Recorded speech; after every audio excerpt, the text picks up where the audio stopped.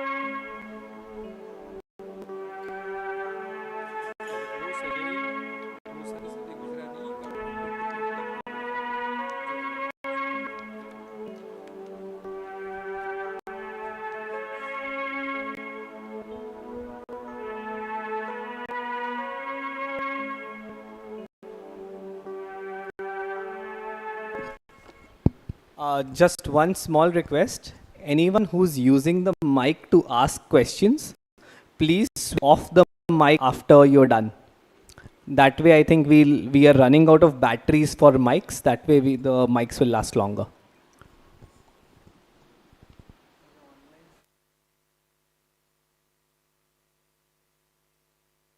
Yeah, and the other thing is that if the mic is on, there's some online, there's some feedback that comes in the video online.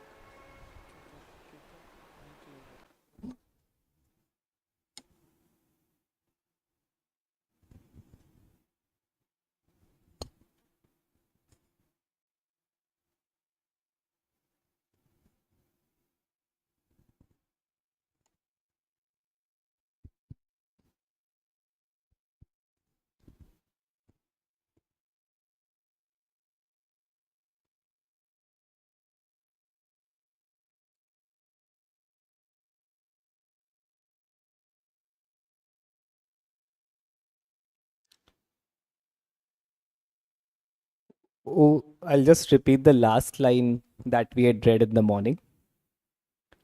Oh, Sanjay, I had no hope of victory when I heard that the mindless warriors of Dhritarashtra cheered with delight at killing Abhimanyu, and the furious Arjun took his vow about the king of Sindhu.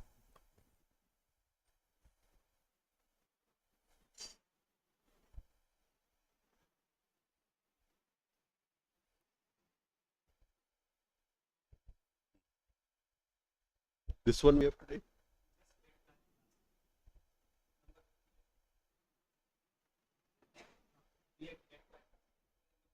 Yeah, so the next one.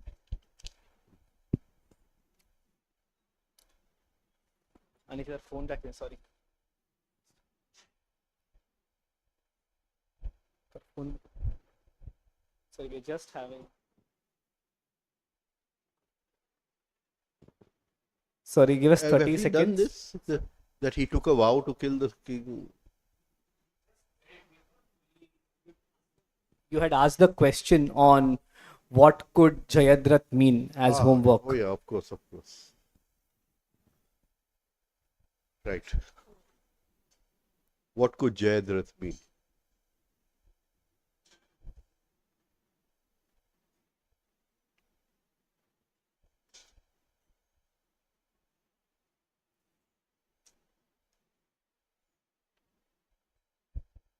Victory of the body-brain system.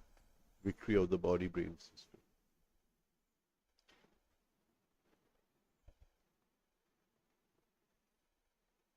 What does it mean?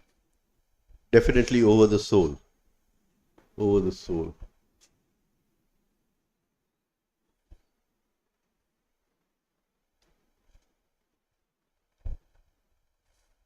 Which are the three faculties of the soul? The soul, it has inherent three faculties. Huh? Consciousness, will, and attention. So again, what would the meaning of Jayadratha mean? Victory of the body-brain system. Victory of the chariot. What would it mean? See, the soul is put to sleep. The soul is put to sleep.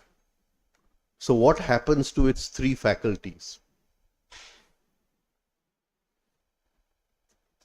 They are taken over by the body-brain system, the machine. So instead of soul attention, it becomes machine attention. Right? So the machine is now using attention to fulfill its desires, fulfill its urges, right? Fulfill its inclinations, its hungers. The will of the soul becomes will of the machine, and then of course Gurdjieff says that it becomes fragmented into will of many eyes. One eye wants to sleep early, another eye wants to go for a movie. So the will of so many eyes. And because the soul is asleep, there's nothing like consciousness. Absence of consciousness. So in the absence of consciousness, the other two faculties of the soul have been taken away, stolen by the machine, the Ratha, Jayadratha. It is victorious over the soul. And it wants to continue its, journey. It wants to continue its journey. And so it will, block any,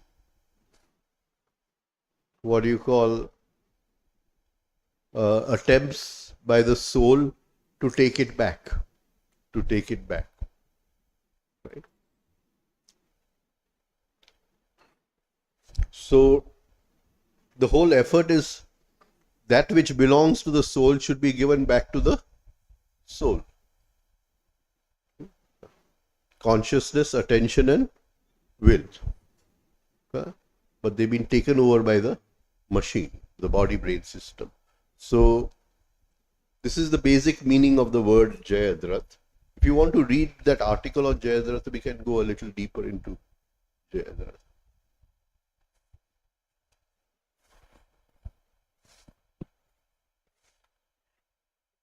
Is it visible from the back?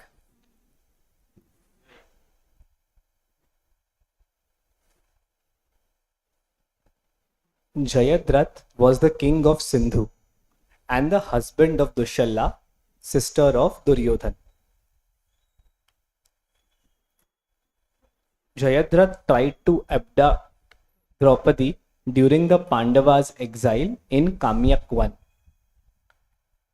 The Pandavas caught up with him, but being Dushala's husband, Yudhishthir asked the others to spare him. They spared his life, but shaved his head and then released him. Kamyak one, the one of desire. The one of desire. Right? So, Draupadi represents the Kundalini energy, the basic energy, Shakti. She is Shakti. And Shakti we use for fulfillment of desires. We use for fulfillment of desires. While Shakti wants to return to the source. She wants to go back to where she came from. And that is the inner Shiva. Right? But the wrong use of Shakti is for fulfillment of desire.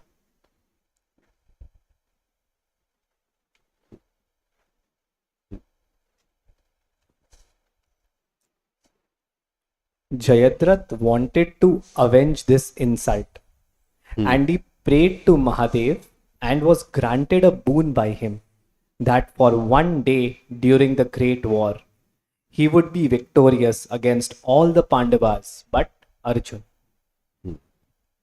And this happened, we saw. He stopped everybody else from entering the Chakravyuh. आप बता शका से?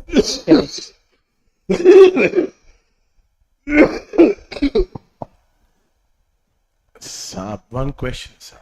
If you scroll back up, you spoke about the Kamyak one, but the first sentence is he was a king of Sindhu and the husband of Dussala, who is Duryodhana's sister. There must be significance to both these points. Yeah, so I've not gone into those points. All right. He was called as Sindhu Naresh, and I haven't gone into those points. I haven't taken what the sister of Duryodhana means, right? But what would be the sister of self-love? The self-love, right? And that would be that self-love wants to fulfill all its desires, all its desires. Even now, we've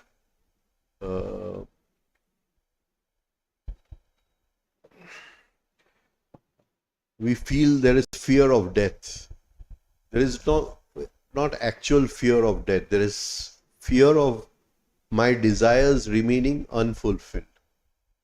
So when you take that self-love wants to fulfill all its desires, and Jayadratha meaning the fear of unfulfilled desires, the fear of death. So Jayadratha can also be the fear of death in this. What does Sindhu signify? Sindhu is, of course, the Indus River, so it just signifies the place. I've not gone into anything else about it. Again, the fact, what you spoke about geography the other day, earlier, the Sindhu River, all of our civilization has begun from there. इसका भी कोई और चीज तो होगा ही. Yeah, I mean, whatever civilization we are aware of today. Aware of today.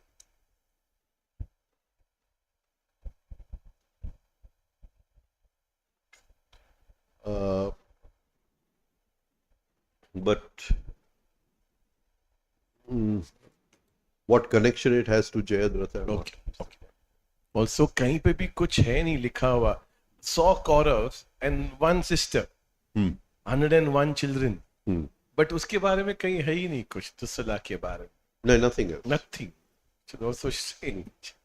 Nothing else. ठीक है, let's go ahead.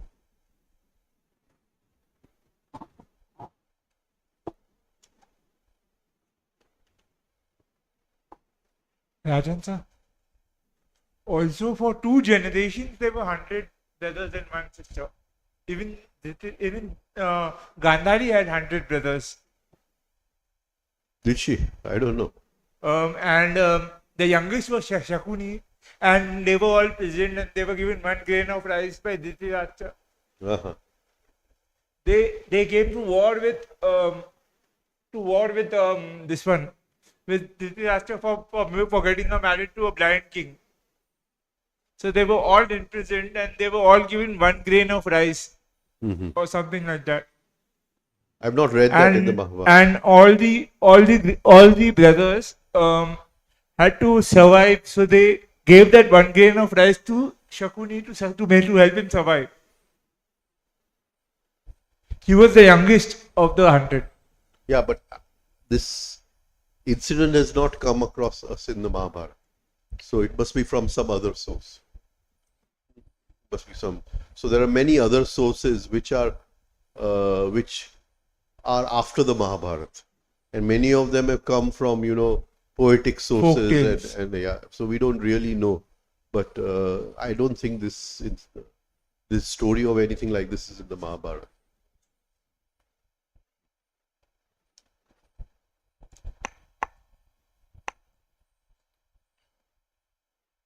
During the Great War, when Dronacharya formed the Chakravyu and Arjun was drawn astray from the main battlefield. So he was taken away by the son Shaptak. And there were 7 brothers, that's why the name Saptak. 7 brothers, right? And he was taken away. Jayadratha held off the Pandav and their army from entering the formation behind Abhimanyu. Hence, Abhimanyu went into the Chakravyu alone and met his death inside. Right.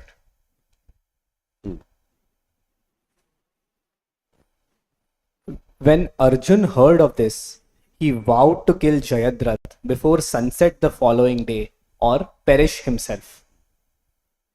The Kauravas protected Jayadratha with their whole army by placing him right behind the entire army, with the intention of forcing Arjun to give up his life if he was unsuccessful in killing Jayadratha by sunset. Arjun had to make his way through the whole army to get to Jayadratha. Sunset approached, but Arjun was still far from striking distance of Jayadratha. Shri Krishna then created the illusion that the sun had set by covering it with clouds. So I have taken this as Jayadratha meaning fear of death, and what do you call to be free of the fear of death. Free of the fear of death. We must practice dying. So there must be the practice of dying, and which is death is represented by the sunset. So when we simulate this in Yoga Nidra and other practices, we simulate death and we practice dying. In that we realize what is beyond death and we are free of the fear of death, right? So that I've taken this as that.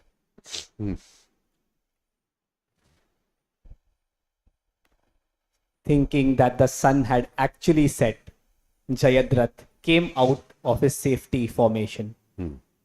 At this moment, Shri Krishna lifted the clouds covering the sun, exposing Jayadratha to Arjun.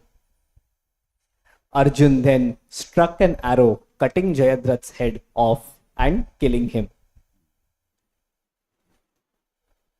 Before he aimed for Jayadratha's head, Shri Krishna told Arjun that Jayadratha's head should not fall on the ground, but instead fall in his father's lap, who was meditating in an ashram.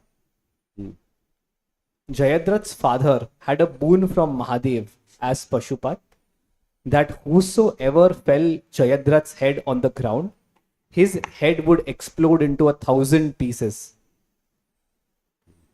Arjun sent Jayadratha's head into his father's lap. His father, in a state of shock, threw Jayadratha's head on the ground, and immediately his own head exploded into 1,000 pieces. Right. So this is the problem with many occult practices and many black magic practices, where there are different techniques to create jinns, those jinns can be given a certain, what you call, task to fulfill a certain task. And there is a whole science behind it. And it is possible. The problem is in this that when my, what do you call, thinking is of a very lower level, then the jinn which I create, right, that jinn, it imbibes some of those qualities of what I'm thinking, what I'm feeling, what I'm going through. And many times that which I throw on somebody else can come back upon me, right? And this is something which we can take. Is Jayadratha's father, he worshipped Shiva as Pashupat, the animal intensities. And he then must have got this boon, and but he didn't realize that it could fall back upon him. The head was thrown in his lap and he died. So there are techniques in black magic, in occult, where just as God has created man out of 5 tattvas, the 5 elements, man can create a jinn out of 1 or 2 elements. And he can use, and mainly they use fire and things like that to create a jinn.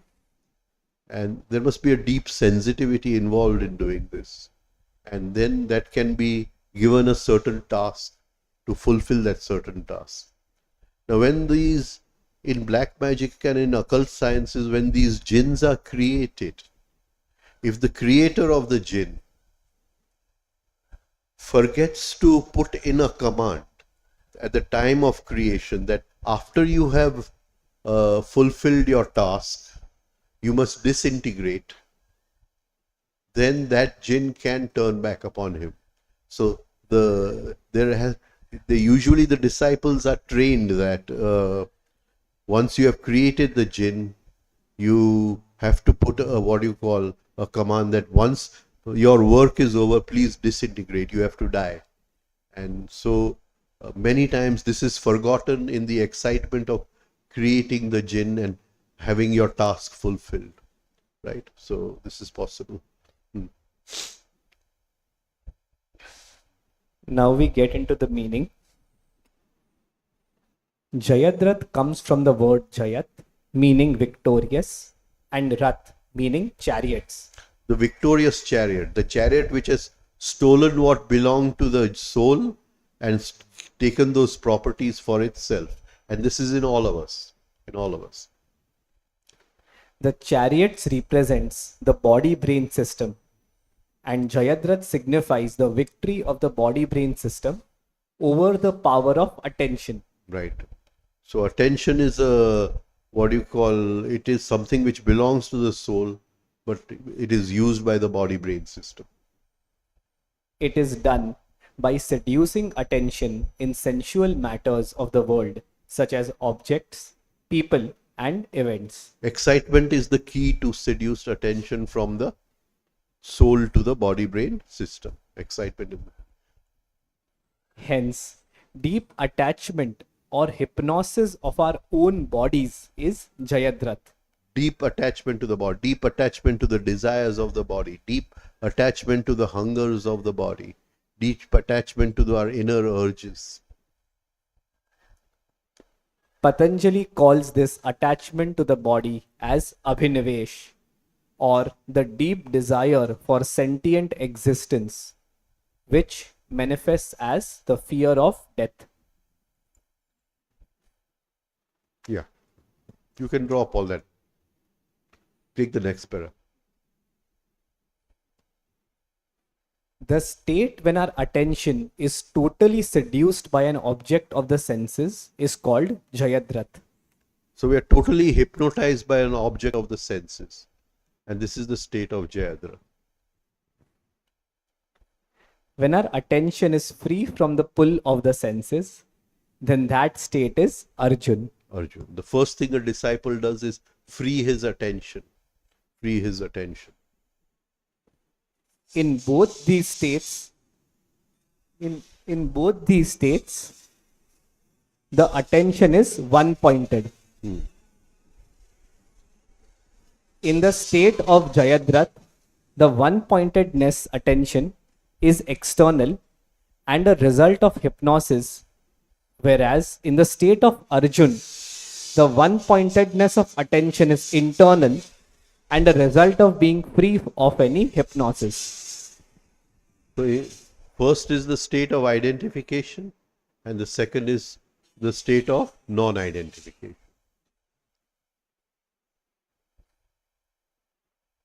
We have seen in expositions in previous articles. We've taken this. Right. The stuff of desires are vibrating in our unconscious mind. These desires are vibrating in our unconscious mind. And Now, in try the, to understand the words over here. Kamyak one, the one of desire. Kama is the is desire also, and kama is also the energy of desire. The energy which goes into the fulfilling the desire, the energy which takes you along the path to fulfilling the desire, and that is sex energy. Sex energy.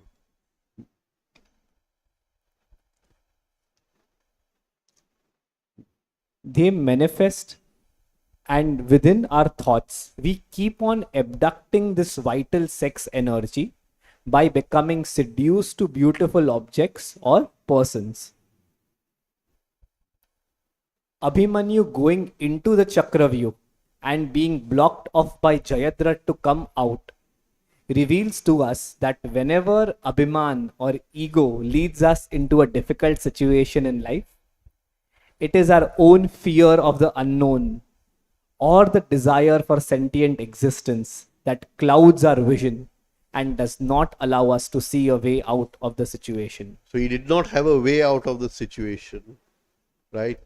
And because of vanity, Abhiman, and of course we saw that Jayadratha, the one who was protecting the Chakravyuh, right?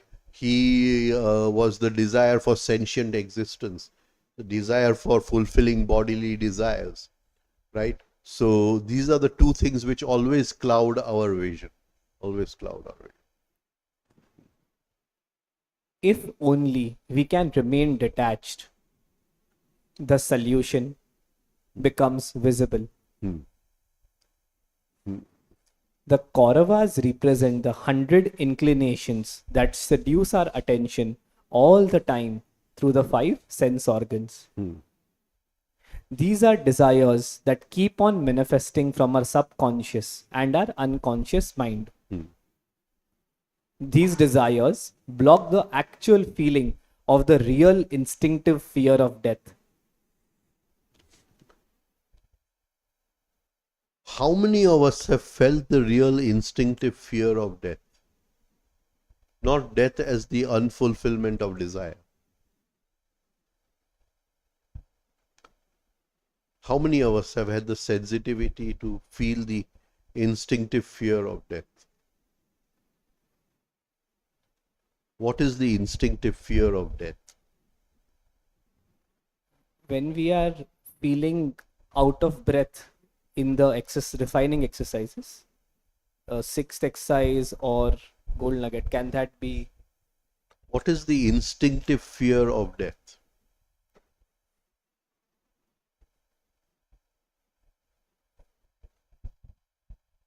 Come on.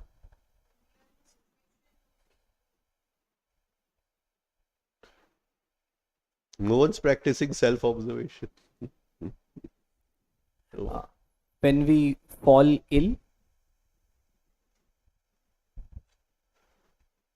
See, when we fall ill,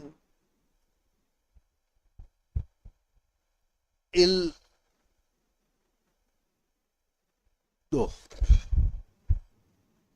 no.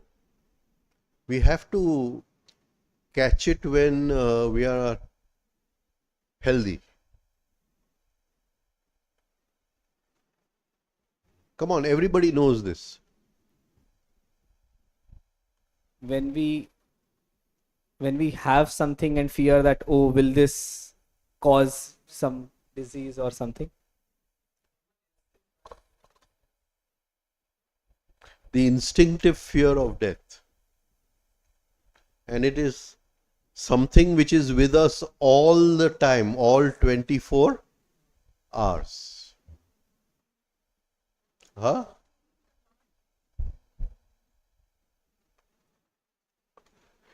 You have to look a little back to see it. With the fear of missing all that we have. Supposing you and I are having dinner together and we are enjoying a good dinner together and everything is this thing.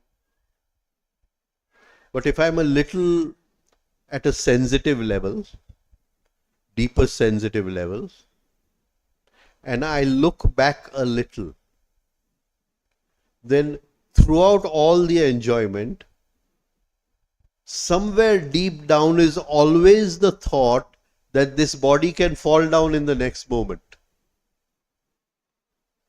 And this is with everyone. No one is free of this. Can you understand what I mean? Because if I fall ill, it is just that my desires won't be fulfilled if I die.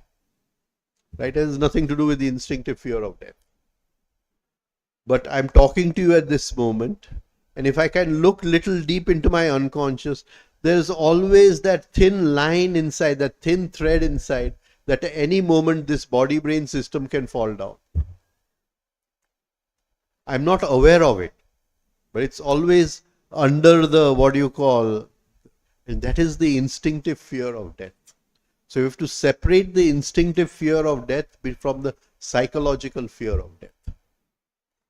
Right? And the instinctive fear of death can be transformed into something higher, self-remembering. Transformed into something higher. Mostly we feel that we are not going to die. We will never die. That is on the surface. But if you look deep down, there's always the fear. And like you said, if you hear somebody has died, it pops out a little and goes back inside. But it is always there. It is always there. Or if you hear a friend has had a heart attack, it will pop out a little and it will go back inside. Right? But it is always there, all 24 hours. Right? And that is the instinctive fear of death. And we should become more and more aware of that instinctive fear of death. Right? It has a wonderful sensitivity about it. A very beautiful sensitivity about it. And because it is something which is permanent. And we want to make our consciousness permanent. So if we just slowly become more and more conscious of it, our consciousness starts becoming permanent.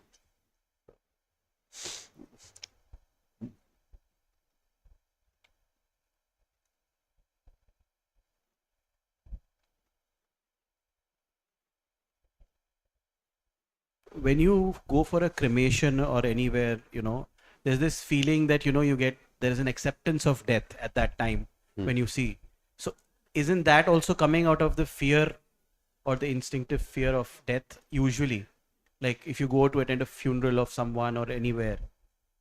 See this, you have to catch this. It pops out and is immediately covered. Right. Right? It is not there all the time. It is Yeah. there all the time, but not in our normal field of consciousness. Normal field of consciousness. Right? So, the idea is to catch it, to what you call be able, and it's very difficult, very difficult. Very difficult. A person who has the sensitivity of death will be a different person. Now the fear of death is replaced by the sensitivity of death. Can you see? And it's there. It's just round the corner. You can feel it. Right? And it becomes a friend. So You have to start by catching it, that thing. It's lying there somewhere deep within us. And to catch that instinctive fear of death. Our fear of death is more psychological. I won't see my son's wedding, and I won't see my grandson's wedding, and etc., etc. Right? Till I was 70 years old, I was so poor. Now at 70, I'm so, I'm so rich at 70, and now what will happen? Tomorrow death will come, and I've collected all this money, and what will I do with it? And also, everything is psychological. It has nothing to do with the fear of death. We don't even know what the fear of death is.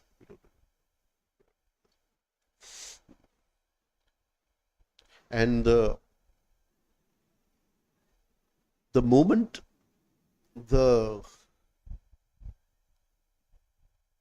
sensitivity of death comes in, because the energy of death and the energy of sex are the same energy. In a certain sense, the frequency of the energy of death is much higher than the frequency of the energy of sex. And for us, in our lives, we experience sex as an orgasm. But when we experience the orgasm, we are asleep. We don't really know what the orgasm is. None of us have ever experienced death as an orgasm. Can you understand? And because the frequency of the energy of death is more than double the frequency of sex energy, we cannot imagine the power of that orgasm. And once that orgasm happens in our lives, even a small glimpse of it, then the urge for sex will drop that very moment. Then we are free of it. Then sex can become a decoration in our life. But there is no more the urge of sex in our life. There is the sensitivity of sex energy. Right? And this is a different state. It's very rare to find a person who has experienced this state. Once he has experienced the orgasm of death, the orgasm of sex becomes like, nothing. Right? And that is totally different. Then in that moment you're free of male, you're free of female. The person who is experiencing that is not male, is not female. So it starts with being aware that deep down there is an instinctive fear of death. To be able to sense that instinctive fear of death, to able to catch it at times, right? Because I hear that somebody has had a heart attack, I go into pity and then self-pity, and that covers everything. But if in that moment I can catch it, if I can sense it, and slowly increase the sensitivity of it, then I'll be able to die before I die. Right? I'll experience death before I die. And this is one of the, whenever I used to go for meetings or to these enlightened people, Krishnamurti or whoever, the first thing I would try to sense, have they experienced that orgasm of death? Right? Then I know at what level they are. But like I said, it's a very rare thing, Right, go ahead. In any way, can it be compared to some extent with some doing some dangerous acts like this bungee jumping, dropping off from helicopter, those things? Yes, it can be compared, but there is no consciousness over there. There is no consciousness over there. There's the thrill over there. You have experienced it, but you've experienced it through excitement. Right? And we have to experience it through sensitivity. Basic sex also we experience through excitement. We have to move into sex through sensitivity, not through excitement. And it takes years of hard training to move into sex through sensitivity, not through excitement. So, when we are able to experience normal sex through sensitivity, now there are two things, you see, there is, in excitement, the orgasm is always like a peak orgasm. It comes and it goes.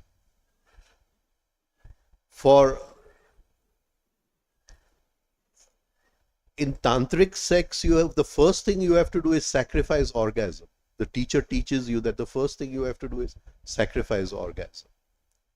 So then you sacrifice that peak orgasm for a little lower orgasm. You don't go into the top of the mountain. You come a little lower into the valley, right? And you experience that orgasm through sensitivity. You don't experience it through excitement. Because if you experience through excitement, you'll go to the top. But if you experience through sensitivity, you will come into a valley. And suddenly you will remain over there for a long time. And then you will be able to experience that also when your partner is not there. To move into valley orgasm. Right. Just now we experience orgasm as peak orgasm. Similarly, when we move into mechanical death, which is going to happen with all of us, right? Then it is more like a peak orgasm. But if we have practiced death, the movement into death with sensitivity, then at the moment of death, we experience orgasm as a, valley orgasm, right? And that will last for a long time in the period after death also. Valley of flowers, as I say. Valley of flowers. But this valley has many flowers and many, streams and many meadows with beautiful, scents and perfumes, etc. Yeah. Every time I talk to Gordon, I divert from the path here.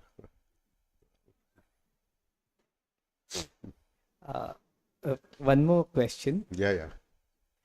So let's say many times when we are standing and looking down from a height, just at the edge of a cliff or just at the edge of a balcony, and when we see downstairs and then there's a certain almost fear that grips us, that what if we fall down? Is that the instinctive fear of death, or is that something else? The immediate reaction is the instinctive fear of death. Immediate, then the mind comes in.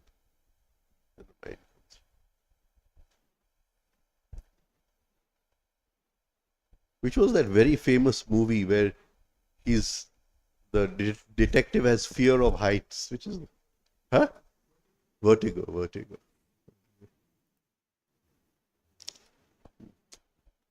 Right.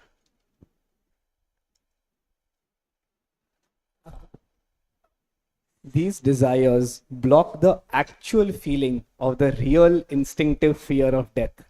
So separation of fear of death from psychological fear of death. Our eluded psychological fear of death is that if death was to occur now, all our desires will remain unfulfilled. Because of this covering of desires, we cannot feel the fear of death in an instinctive way that animals feel. Yoga says that in the right nostril is the Surya Nadi, which gives a positive charge and heats the pran that flows through. Yeah, so another meaning which I've taken of Krishna covering the sun, is that blocking the right nostril, blocking the Surya Nadi.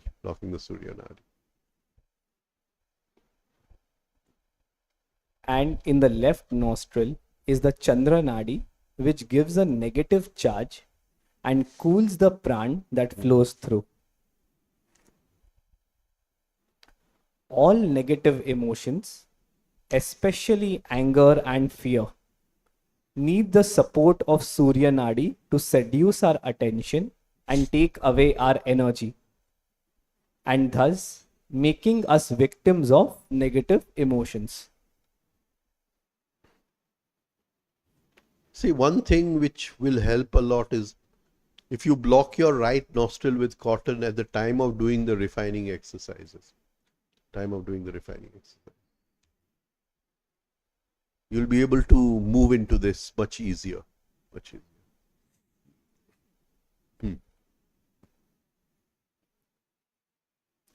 When the yogi wants to free his psyche of negative emotions, especially the fear of death, he artificially blocks the right nostril or Surya Nadi, represented by Sri Krishna covering the sun with clouds. And here, the fear of death that is mentioned, is that the psychological fear of death? It's the negative emotion. Fear of death is the instinctive fear of death is not a negative emotion. It's not a negative emotion, right? Psychological fear of death is a negative emotion. There's a beautiful book on Buddha's life. White Clouds. What was the name? White Clouds. White Clouds. This is written by that famous Vietnamese monk Thich Nhat Hanh.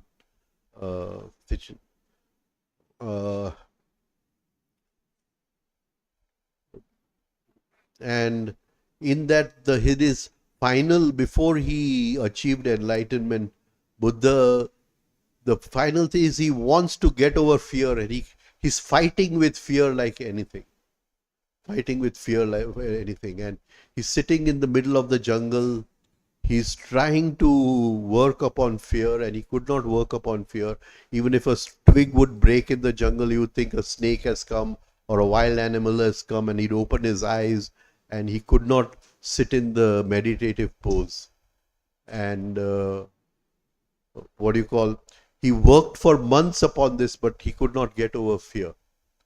And then he decided to give up his own life. He said, now there's no other way. Either I get through with fear or I give up my own life. And the river is in flood. The Niranjana river is in flood.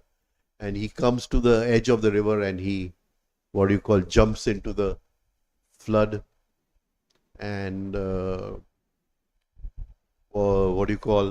and in that river, right, as he's drowning in the river, he sees that suddenly he's free of fear. There's no longer any fear left over there. The Abhay-pad, right? So, many times the hand like this down in the Buddha statues is that freedom from fear, right? And this is the blessing hand, there's a freedom from fear. So, suddenly he's free from fear, but now he's going to die. There's nothing. And then, how the higher comes in, the higher intelligence comes in, something comes in his hand and he pulls himself to the other shore. And then he's lying in an unconscious state in the other shore, and that young girl Sujata is taking kheer to the temple to offer it to this thing. And she must have had some deep perception, because here was a skeleton. He had been fasting for months. He was just a skeleton, right? But she looks at his face and she sees that why not give it to him? I mean, why give it to the deity in the temple? Give it to him, and she feeds him with this thing, kheer, and he gets up from his unconsciousness. And then there's that boy nearby who's grazing the cows, and he puts the mat of grass together and they put it under a tree, and then Buddha sits on that mat. And then she feeds him and she goes away. And then he passes the night. And in the night he passes through a yogic process which is called as pratiprasav. And he passes through that whole process, and one by one the scenes of life come in front of him, and he extracts his attachment from the scene of life. And again the scene of the wife, and the wife is no more, then the son is no more, the king is no more, the palace is no more. And slowly the thoughts, the feelings, the emotions, one by one they pass through this thing. And he's looking at them and looking at them, and suddenly he's free from all of them. And then there's this last vestige of the mind over there, that I am. And he opens his eyes, and the sun is rising. And the sun is rising, and the morning star, Venus, right? As the sun is rising, in the rays of the sun, the star, what do you call, disappears completely. And in that small vestige of the mind which was left, it disappeared. And he was enlightened. And it's a beautiful story. You must read that book. Old Path, White Clouds by Thich Nhat Hanh. Thich Nhat Hanh. A beautiful book. And so he goes through that process at night. So in one night, he extracts his attachment from many, many lifetimes. And he goes through this huge, what do you call, yogic process of prati-prasav. And in the morning, he's a different person. So to get over the fear of death, when he tried and tried, he could not get over the fear of death. But when he surrendered, the fear was no more there. Yeah, fear was no more there. Right. So the key is there somewhere. Right. Let's go. Yeah. At this point, any negative emotion that manifests does not have a firm foundation. Yeah. Because the negative emotion needs the power of the right nostril to express itself. Anger needs the power of the right nostril to express itself. The fear of death, Jayadratha, needs the power of the right nostril to express itself. So he blocked the Surya Nadi, and the, what you call, fear of death is powerless, and he kills the fear of death. That is, it does not get the heat from the Surya Nadi to Right. explode. So we'll stop this over here, right? Just stop this. Just, I wanted to touch upon that. Let's go to the next one.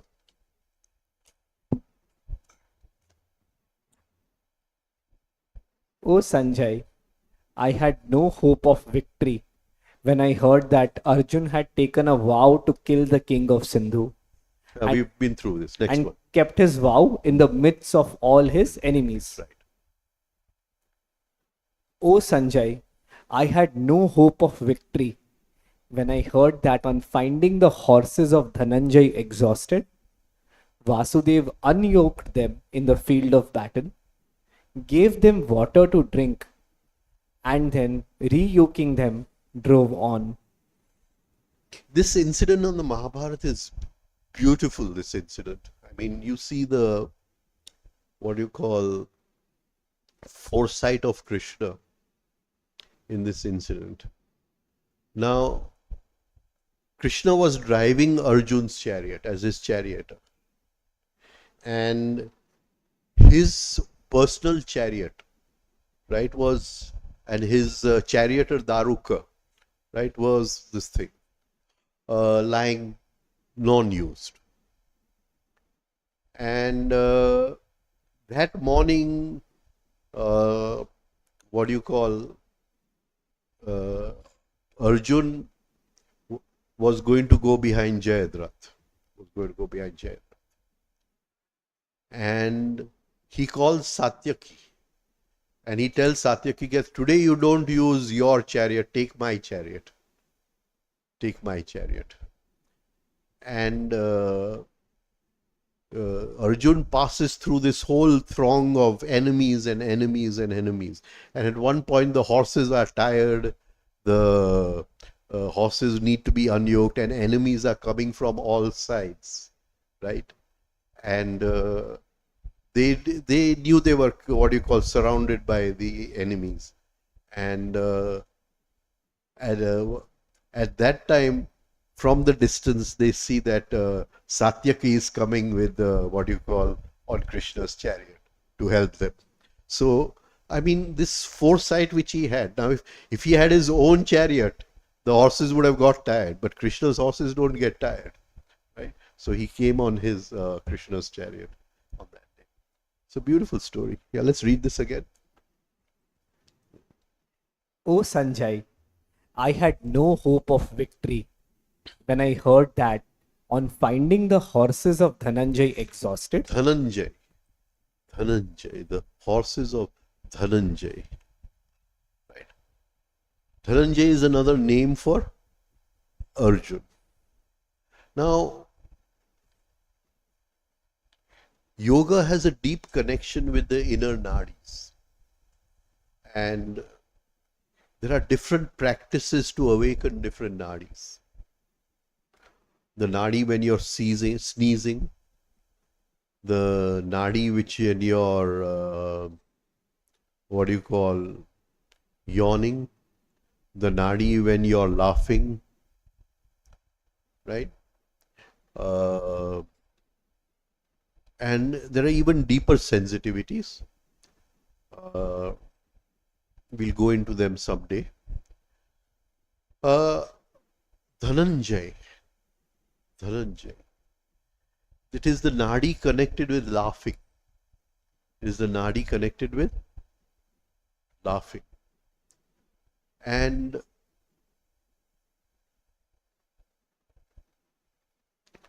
when do you laugh? When do you laugh? What is happening to the energies when you're laughing? What is happening at the level of energy when you're laughing?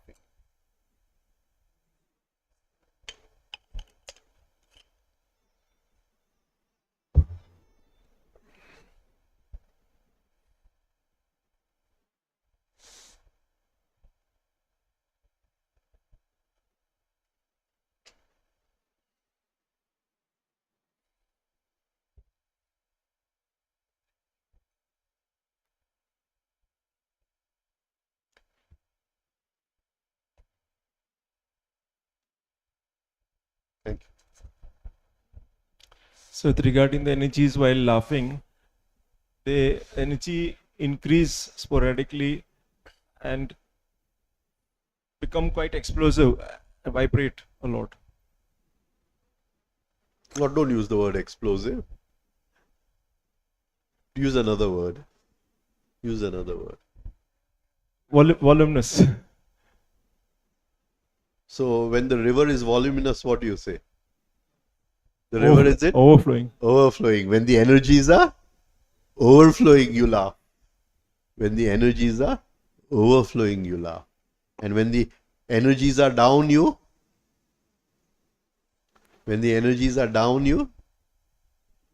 yawn. Right? So the energy, the nadi connected with laughing is Dhananjay. And the nadi connected with yawning is Devadatta.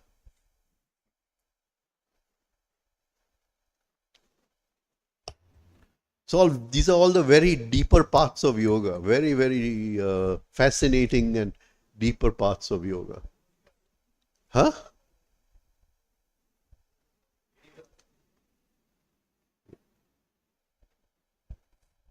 The messenger of the gods. When you yawn, their gods are sending you energy. The messenger of the gods.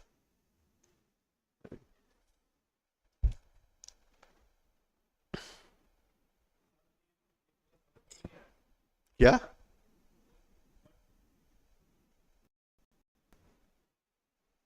मुझे भी समझ में नहीं आया. बोलो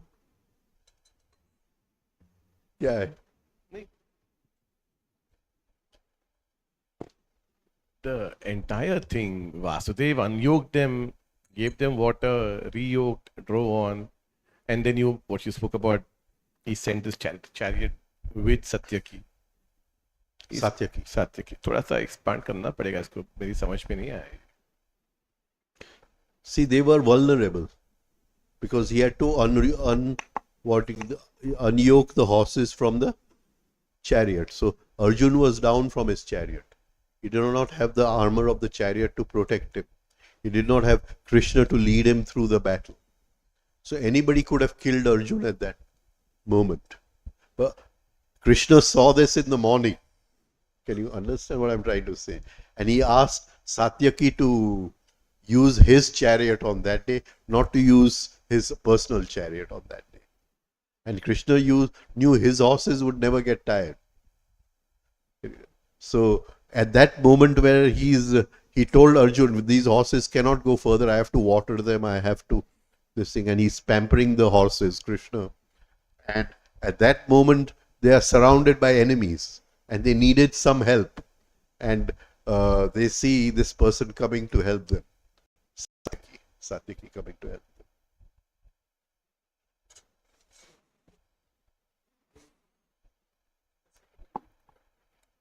In the next line, the same thing. Huh? In the next line, the same thing is written. So suppose if we take the next line and then connect, हो सकता है कुछ और समझ में आ जाए. Because the question then comes in, why did he not take his own chariot? That is a logical question. Okay. That is a logical Which question. we can't ask. You can't ask because Arjun had to kill Jayadratha on his own chariot. He could not, right? He was given this for a special purpose. The chariot, the bows, the arrows were given to him by Agni for a special purpose. So he could not ask. It would have, hurt his ego as a warrior to, use Krishna's chariot. Okay. So we can't go there deeper. Okay. And there is another thing over here. Arjun using Krishna's chariot and Satyaki using Krishna's chariot. Arjun was Krishna's cousin, right? But he was not his kinsman. He was not born in the same clan, the Vrishni clan. He was not a Yadav. He was a Pandav from the Kuru dynasty. The Yadavs came from the Yadu dynasty, right? And Satyaki was Krishna's kinsman Of the Yadav dynasty. of the Yadav, and very close to Krishna in in Jat Path, what we call, right? So there could be something over there in that. Yeah.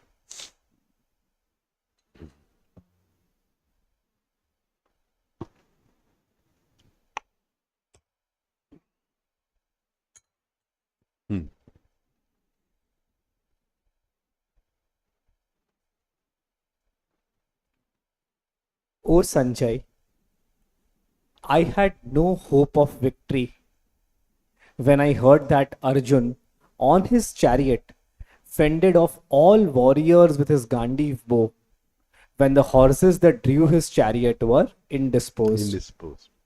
He says it in the next thing, right? But there Satyaki has come to help them. Satyaki has come to help them.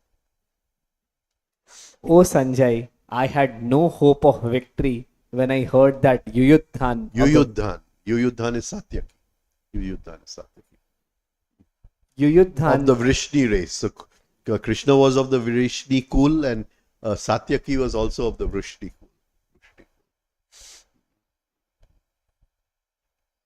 kull. Yuyudhan of the Vrishni race threw Drona's army into disorder with the strength of his unassailable elephant and returned to where Krishna and Parth were.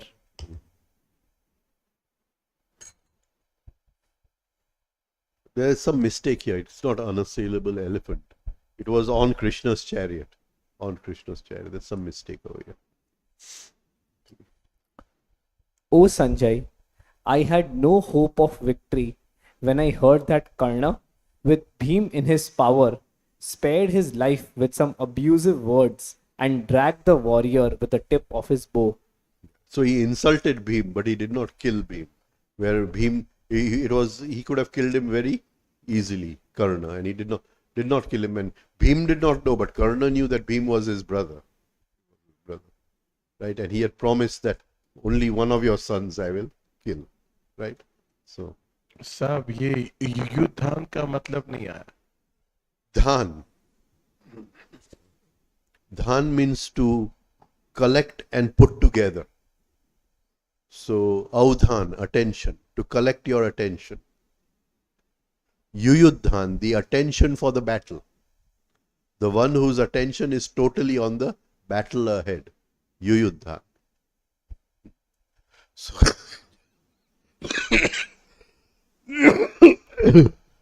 Satyaki's name is Yuyuddha.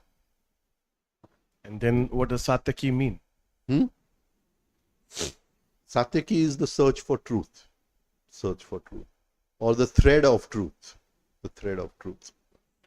So, supposing you're doing the refining exercises in the morning, and many people come to me, a small thread of the freshness of the refining exercises remains with them throughout the day.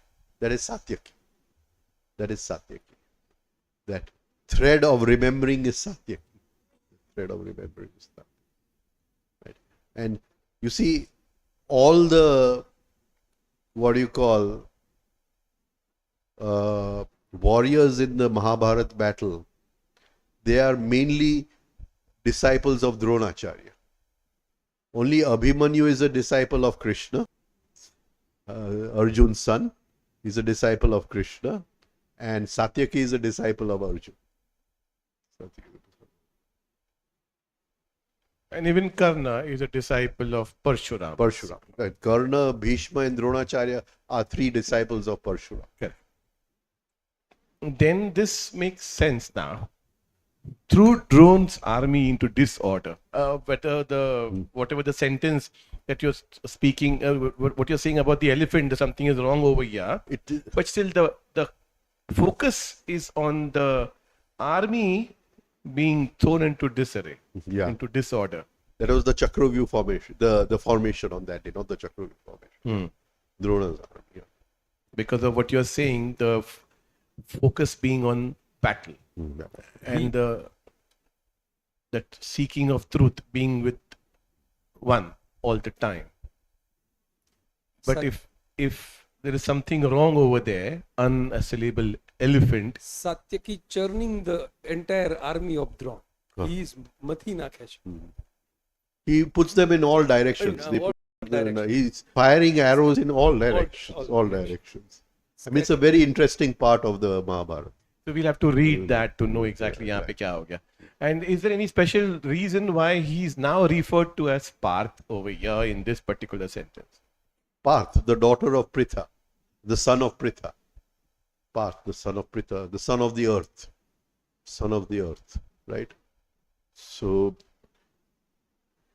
we could take it as that because the horses have been unyoked and all that, and they are taking rest on the earth and, in an oasis kind of thing, something of that sort.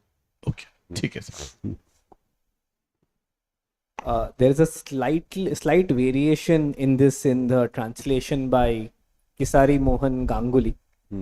So it says that when I heard that Yuyuddhan of the race of Vrishni, after having thrown into confusion the army of Drona, rendered unbearable in prowess owing to the presence of elephants. Not due to his unassailable elephant, but owing to the presence of elephants.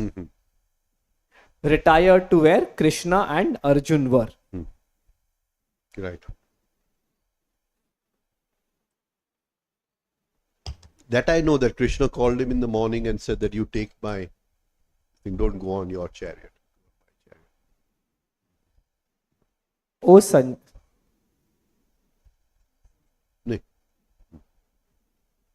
O Sanjay, I had no hope of victory when I heard that Drona, Kritavarma, Kripacharya, Karna, Drona's son, and the brave king of Madra allowed the king of Sindhu to be killed in their presence. They couldn't do anything.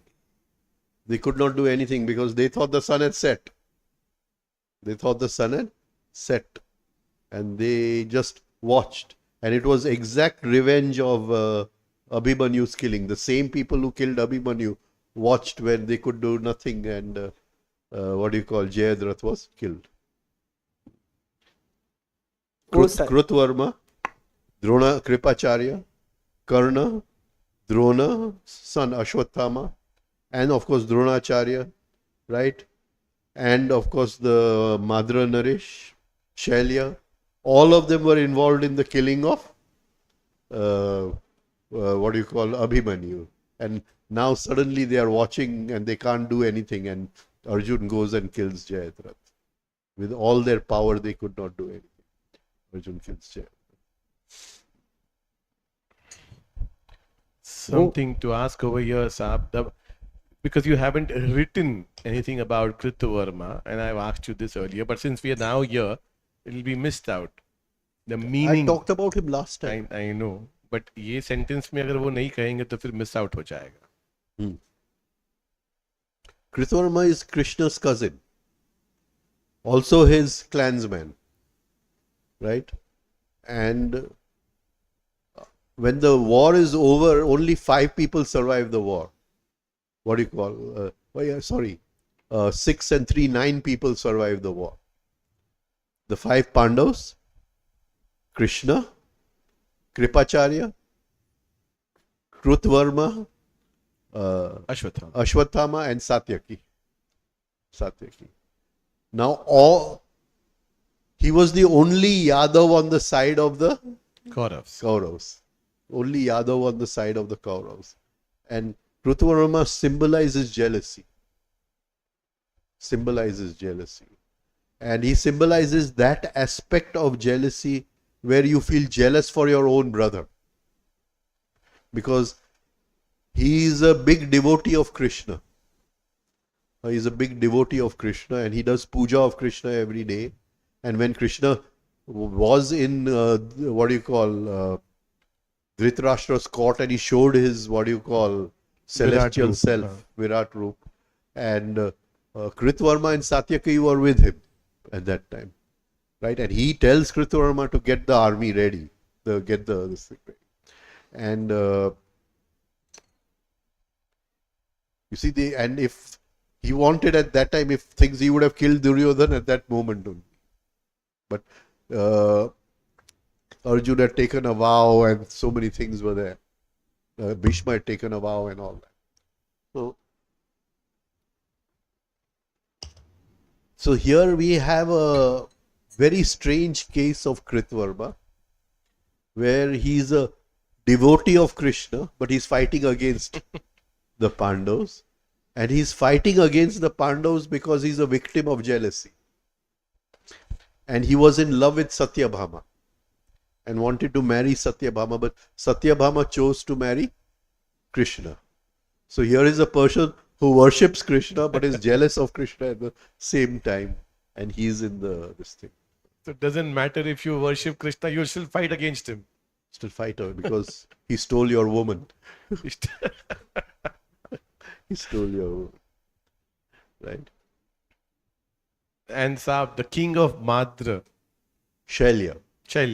He's the, uncle of Nakul and Sahadev.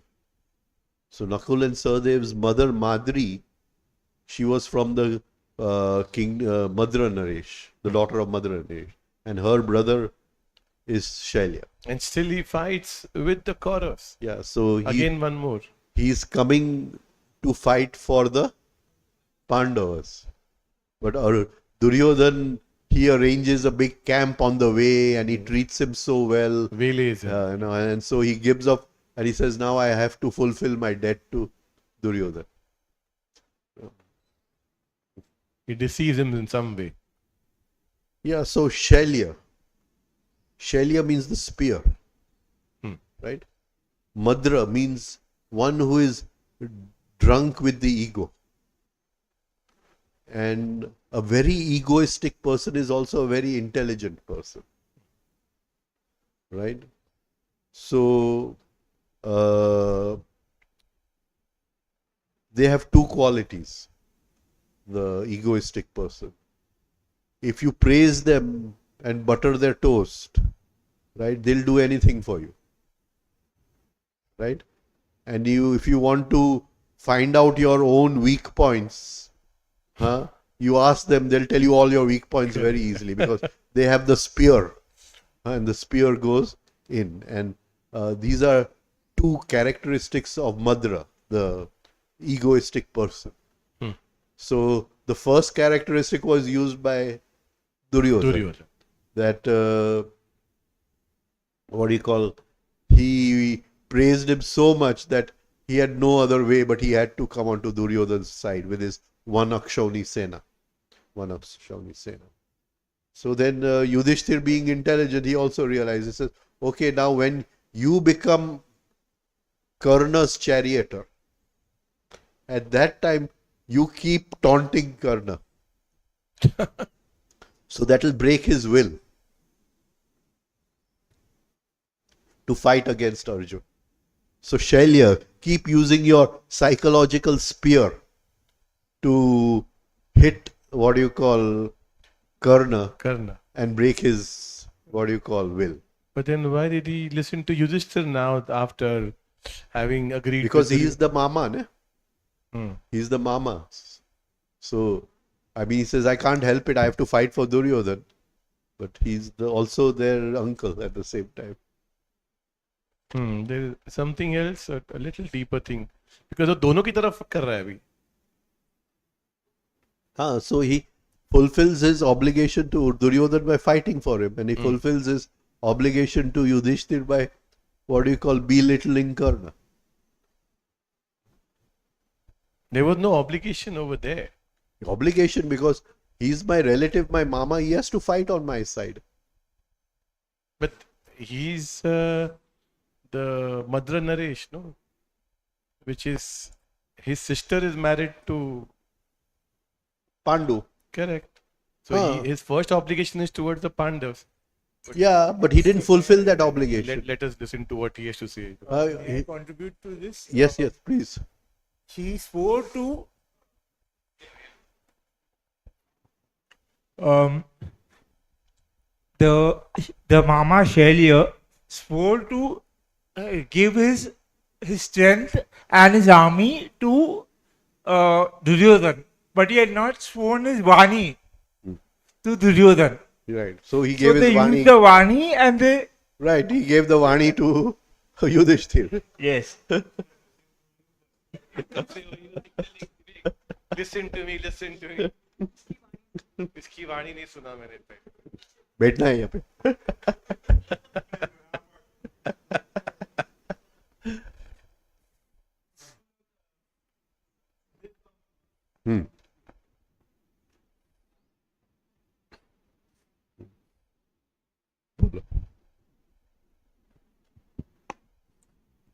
So I think this incident is of Jayadratha is over here, and now the Ghatotkacha incident starts.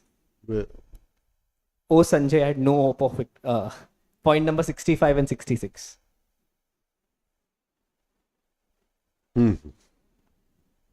Oh Sanjay, I had no hope of victory when I heard that the celestial spear given by the king of gods was diverted by Madhav to the demon Ghatotkacha of terrible form.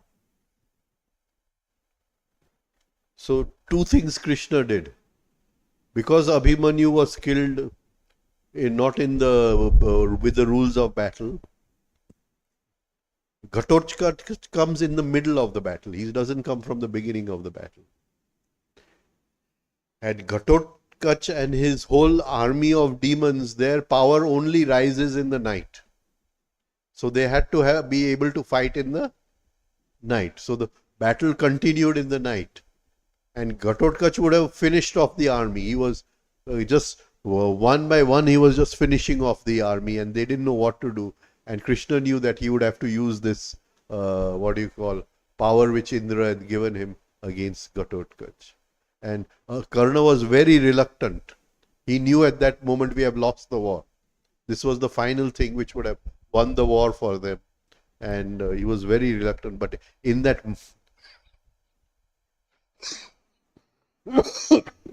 moment, people forget that I have to pause, and negative emotion takes over us, and he says, you use it, otherwise our army will be finished now. But it was not a question of the army, it was a question of killing a Pandav.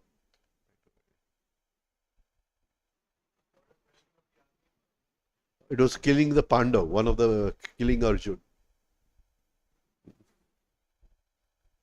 Oh Sanjay, I had no hope of victory when I heard that in the fight between Karna and Ghatotkach, the spear that would have killed Sabyasachi in battle was unleashed by the son of the charioteer. Karna, the son of the charioteer at Ghatotkach. Right.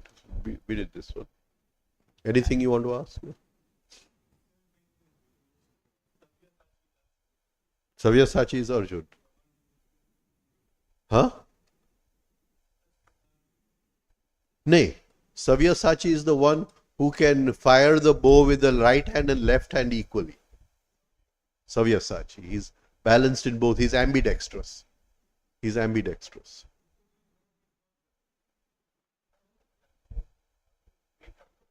The word Sabyasachi. Nay, I've not broken up the word. I don't- Okay. Fine. I should have brought my phone, then I would have broken up the word. No, no, not a, but these two are then the same. So we move on.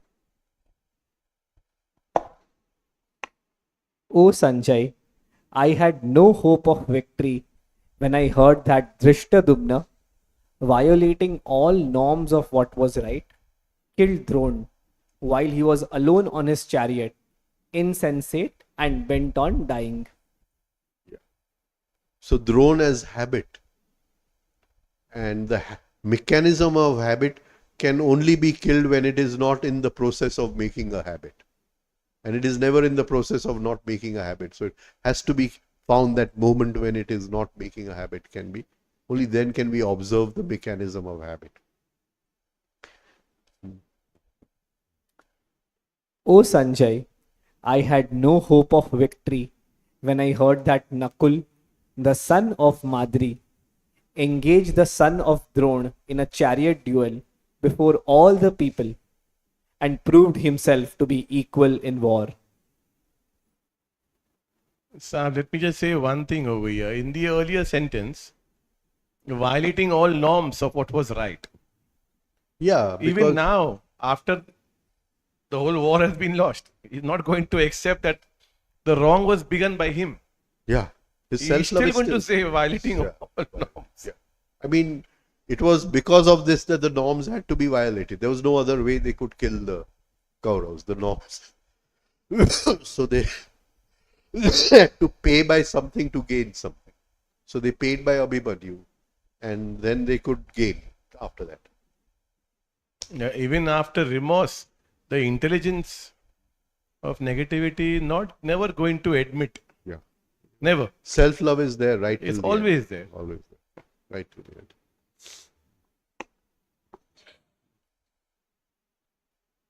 O Sanjay, I had no hope of victory when I heard that after Drona's death, Drona's son misused the celestial weapon Narayan but failed to kill the Pandavas. He uses the weapon, but I don't remember this incident properly. No. The Narayanastra. Can you take out this plug? Okay. He uses the Narayanastra, but I don't remember this incident. I mean, there was a kind of storm and going on throughout the armies, like a earthquake or a whirlwind when then Arjun calms it with another astra. The characteristic of Narayanastra is that it doesn't harm the person without Put your weapons down. weapons down. Then It can all- only all harm the a army person put down the with weapons. weapons. So immediately he uses the Narayanastra. Krishna tells everybody to drop their Drop the weapons. And So, it is the shaman of the astra. right.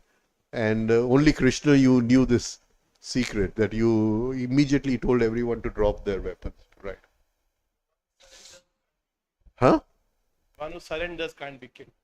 One who surrenders. To Narayana. And then we already spoken about what the word Narayan means. Yeah, Narayan is Krishna. Hmm. Narayan is Krishna. Okay. O Sanjay, I had no hope of victory when I heard that the exceedingly brave Karna, unconquerable in war, was killed by Arjun in a fraternal war that was beyond comprehension, even to the gods.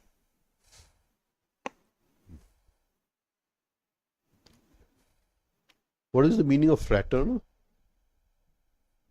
Brotherhood. Brother. In your own fraternity. Right. This we know that Karna was killed when he was. O Sanjay, I had no hope of victory when I heard that the son of Drona, the brave warrior Dushasan, and the fearsome Kritavarma failed to defeat Dharmaraj Yudhishthir. Yeah, they came very close to capturing him, and then something came in the way. What comes in the way? Do you remember? When Drona comes very close to capturing Yudhishthir, and something comes in the way. I don't remember the incident now.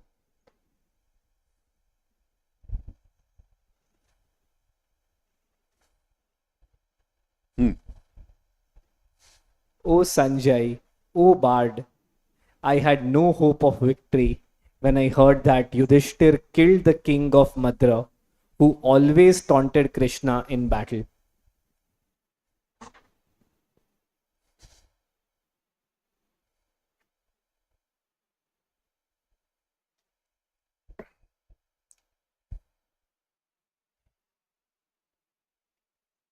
When does he taunt Krishna?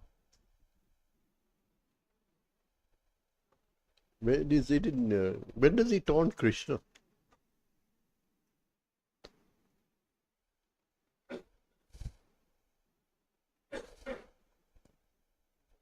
So Shailya and Yudhishthir have a spear fight, and Yudhishthir wins the spear and he kills the Mama. Right? That is the final killing in on the battlefield. On the battlefield, it's the last killing on the battlefield. The other translation says that he dared Krishna in battle. Shailya, he dared Krishna in battle. Mm-hmm.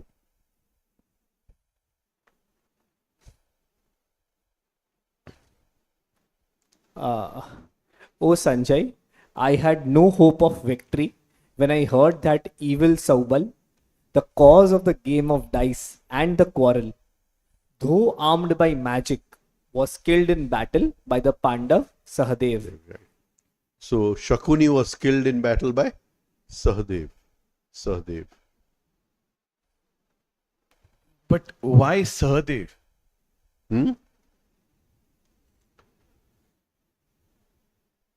Sahadev took a vow that everybody's taken a vow. Let me take the vow of killing Shakuni, who is the cause of all this.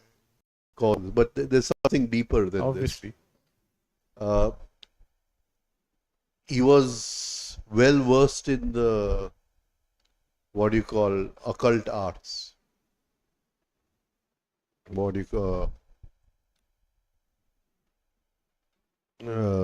Shakuni. He was well versed in the occult arts.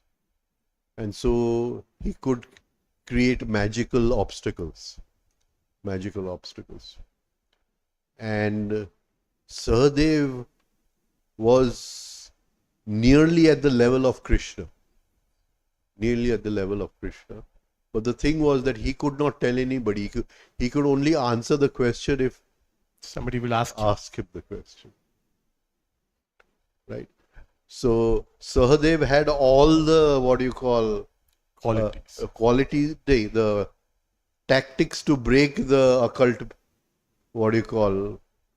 barriers. All the maneuvering of life. To break the occult barriers.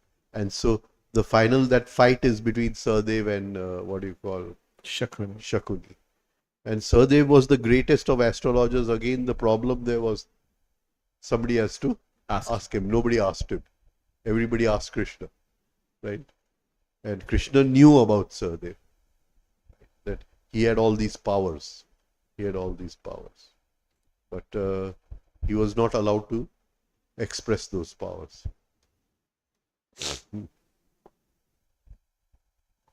So, Sahadev knew what was happening in the Dyut Krida. He knew that the dice was He knew everything. If at that time, if Yudhishthira had asked Sahadev, he would have told him what to do. Oh. The problem is that the rule was he could only answer if he was asked. Nobody asked him. He was the younger brother, taken for granted. Yeah. Okay. Thank you, sir. There is one. At one time, he was asked as to how the war would end, and then he gave the answer that you have to break the Gandiva of Arjun and the spear and all these things. So that's the only way the war can be stopped or end. He had answered this one question, which was something impossible, would not happen.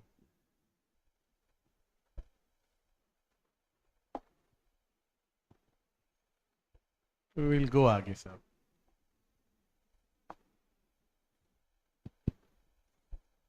O Sanjay, I had no hope of victory when I heard that Duryodhan, weakened in strength, without a chariot, fatigued, and with his pride broken, went to a pond and lay down in its waters. He had run away from the battlefield. He had run away from the battlefield. Right? And he knew that this was now the final thing.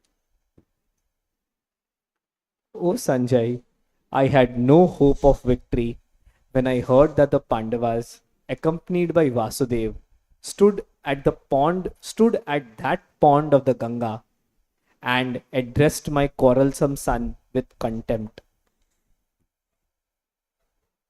O Sanjay, I had no hope of victory when I heard that in the battle of the clubs, despite displaying various marvelous circuits, he was unjustly killed through the advice of Vasudev. He had to be unjustly killed. There was no other way of killing him. And this is with self-love. Self-love has to be hit beneath the belt. What you call hurt beneath the belt. Right? So self-love is not going to die so easily. And it has to be hurt. It has to be hurt. Right? To feel, sense and observe self-love, you must feel hurt. Right? But because we have so many buffers, we never let the hurt reach there. The buffers always come in the way. O Sanjay, I had no hope of victory when I heard that the son of Drona and others committed a horrible and infamous act by killing the Panchals and the sons of Draupadi while they slept. Yeah, because Ashwatthama had this revenge, for the way his father was killed, and he kills everybody in their sleep. And it is a very horrifying chapter in this thing, because he takes a very demonic form and he kills. And there's a lot of black magic and all involved in all this over there.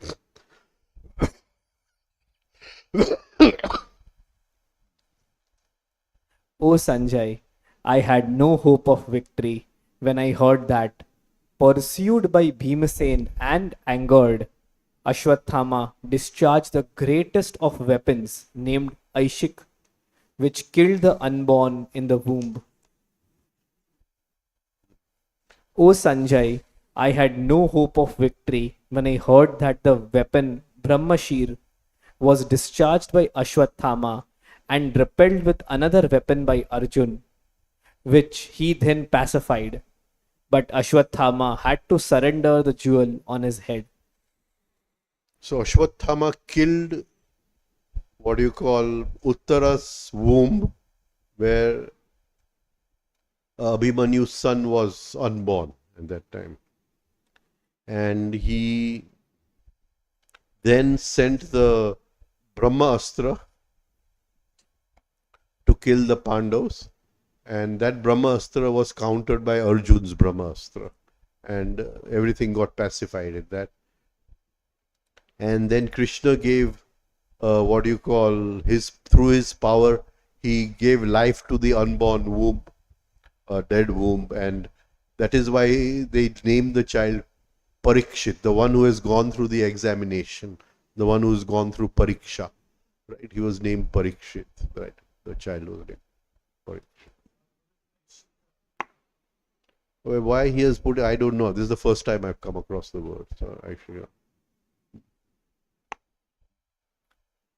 O Sanjay, I had no hope of victory when I heard that the son of Drona killed the unborn in the womb of the daughter of Virat through a great weapon, and that the son of Drona was cursed jointly by Dvaipayan and Keshav. Keshav. Dvaipayan being Vyas. Dvaipayan being Vyas. Vyas and Krishna, both of them cursed him that you will roam all over the earth without your jewel, right? And nobody will even ask you for water or anything. And you just keep on roaming and roaming. And even today, people in certain areas in the deep jungle and the Himalayas, they say we have met Ashwatthama. And I met a couple of people who have met Ashwatthama. And they stay still roaming. Still roaming. Right? He's a Chiranjeevi. He never dies. Never dies. But still roaming. And maybe if you're in some jungle in the middle of the night alone, having a cup of tea, he could come to share the cup of tea with you. Right? Huh? Pardon? It's not the Gir forest. They say it is in the forest beyond Porbandar. What is it called? I forgot. The Dhal forest or the Bhal, something of that sort. I forgot. Bhal. Right? And there, they say he's roaming over there. But then people in Madhya Pradesh have also seen him. And people in the Himalayas have also seen him. So you can try out, you know. Yeah, but then you go to tag an astral figure, he'll go through the tag. He'll go through the tag. Right. Sir, symbolically, he represents sin, bad deeds. And this is also represented that this will go on. It will not end so easily. It will continue. Yes. He represents a desire which can never be fulfilled. And we keep trying to fulfill it. Right? See, desire is something like, I want to catch the setting sun. So the more I run towards the setting sun, I'll say, but now I'll catch it. And it goes a little further away. You know, there's that beautiful story. Have you read the book Michelson and the Speed of Light? Michelson was the scientist who discovered the speed of light. And in, what do you call, in all his experiments, he was trying to find out the speed of light. And it's beautiful, the book, all the trials and this thing he goes through till he comes to finding the speed of light. In his initial experiment, it's so funny that he has this thing which, like a torch, throws the light on a wall, you know, and he's got this timing watch in his hand. And he's standing there and he puts on the torch and he runs so that he can catch the speed of light over there, you know. And it's really, I mean, these scientists, some of them, you know, it's so funny, right? But you can't catch the speed of light. You can't catch the setting sun, right? And desire can never be fulfilled. But desire will keep on wandering forever and ever. Right? It'd be nice to meet him if we could meet him sometimes. Ashwatthama.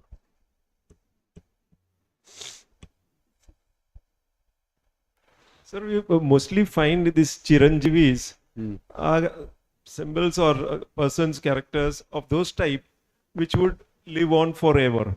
Like this desire which will never be fulfilled. Or even say Hanuman is also a Chiranjeevi. So he too is an energy which will continue, a form of energy, forms. Yeah, but still at the time of Pralay, when everything goes back into the celestial seed, right? Then that is the end of the Chiranjeevi also. Chiranjeevi also. Right. So, and try to understand this thing. When a divine fragment enters into existence, Tauria Sahib says from creation it makes its way into existence. And it is first given a causal body. It is first given a causal body. Now that causal body is Chiranjeevi. Can you understand? He will change astral bodies, he will change physical bodies thousands and thousands of times or whatever eternities and all, but he will never change the causal body. He will never change. The causal body is permanent. It is with the divine fragment right till the divine fragment goes back, leaving Bhubu Aswa. Can you understand? So in a sense that causal body is Chiranjeevi. In a way, all divine fragments are Chiranjeevi. No, they are not Chiranjeevi. They are beyond Chiranjeevi. They are immortal. They are immortal. Chiranjeevi means long life. Right? So at Pralay all that goes together. But at Pralay the divine fragment is observing. Krishna is sitting there on the tree in the ocean and observing that everything has gone back into his stomach. Right? And of course one person is allowed to stay outside as a witness. The witness that Krishna did this. Right? And that person is called as Markandeya. And Markandeya, he's there and he's suddenly finds that there is no world left, there's just an ocean. And he's swimming in the ocean. And in the ocean he comes to a peepal tree, a banyan tree. And on the banyan tree there's this beautiful child and the child is smiling at him. And the child calls him and takes him into his stomach and suddenly he sees the whole universe was there in his stomach. And he sees everything is there in his stomach. Right? And there's this very beautiful story in the Mahabharat only that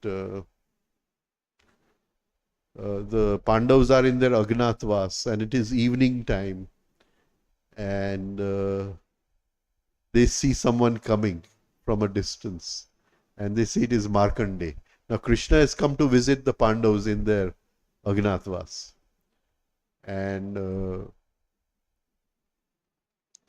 they say Markandeya Rishi is coming, so then they come and they, wash his feet and he, refreshes himself and they feed him and then he's sitting there. And then Markandeya is known as the teller of stories.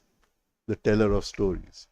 And so they says, you are the only person who has been allowed to see the, the beginning and the end of creation.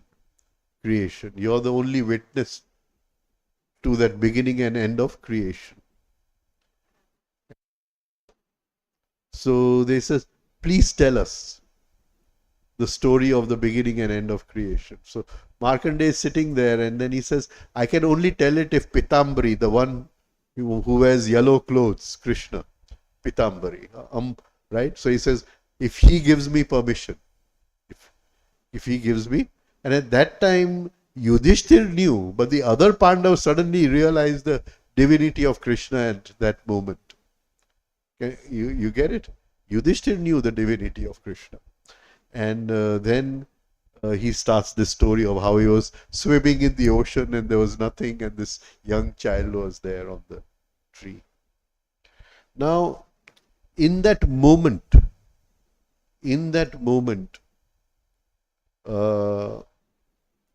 where nature resolves back into its evolutes and everything vanishes, right?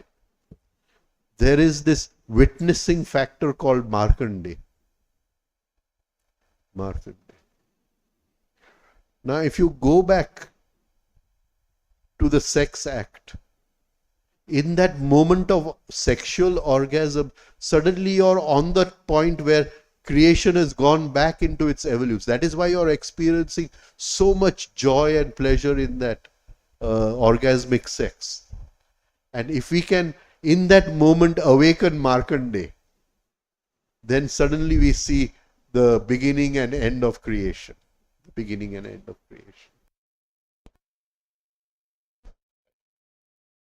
In Tantra, they want to awaken, in that moment they want to awaken this witnessing factor.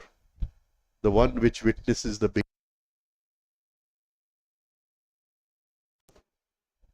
Chalo, we'll stop over here. Right? Okay. Thank you.